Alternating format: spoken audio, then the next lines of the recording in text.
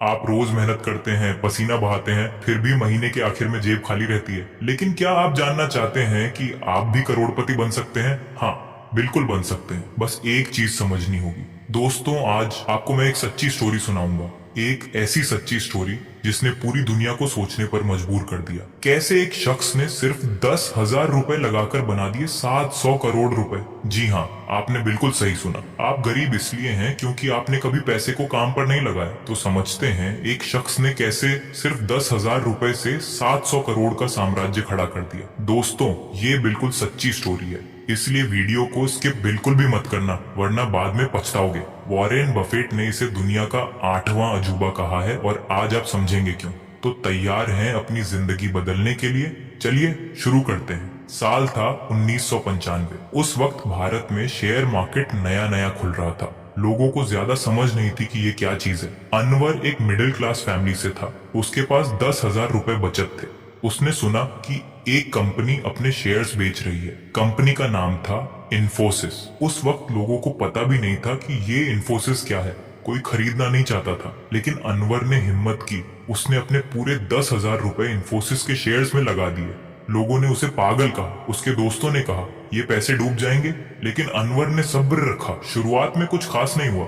1-2 साल में थोड़ा फायदा हुआ, लेकिन बहुत नहीं। फिर 5 साल गुजरे। अनवर के 10,000 रुपए बन गए लगभग 50,000 रुपए। लोगों ने कहा अब बेच दे, अच्छा मुनाफा हो गया। लेकिन अनवर ने कहा नहीं, मैं रुकूंगा।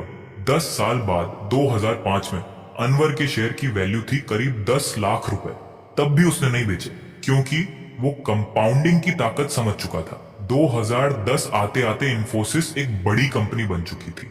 अनवर के 10,000 रुपए अब बन चुके थे 1 करोड़ रुपए। हाँ, आपने सही सुना, 1 करोड़। लेकिन कहानी यहीं खत्म नहीं हुई।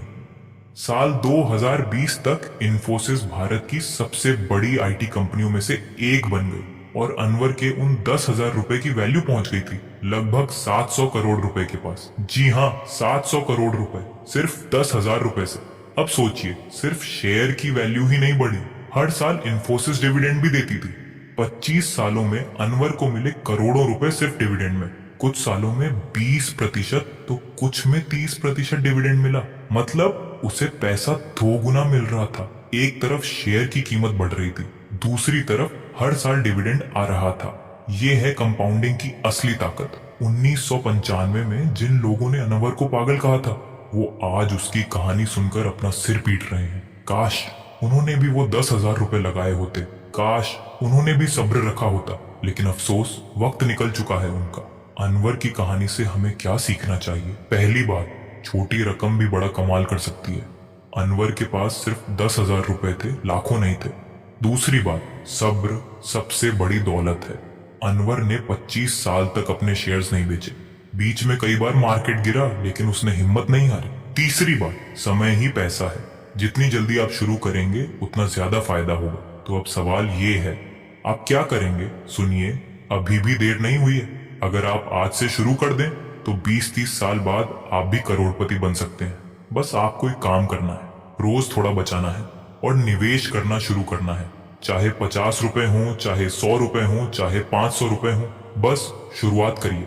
क्योंकि ऐसे ही गरीब रहकर मरने से अच्छा है। आज से निवेश शुरू करें और अमीर बने।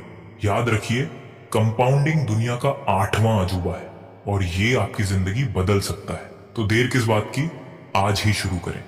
अपना भविष्य खुद बनाएं, क्योंकि कोई और आपको अमीर नहीं बनाएगा।